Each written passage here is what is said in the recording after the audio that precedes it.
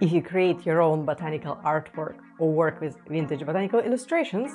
and occasionally find yourself needing to restore missing elements along the edges or within the illustrations to prepare them for use in designs, collages, surface patterns, or simply as finished artworks, then this class is for you. Hey guys, I am Zhenya from Adobe Creative, and as a graphic designer, I love using vintage images in my collages, patterns, and designs.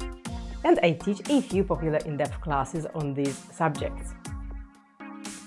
And in this short class, I am excited to share my workflow for quickly and effortlessly extending botanical illustrations and generating missing elements using the generative fill and expand tools in Adobe Photoshop.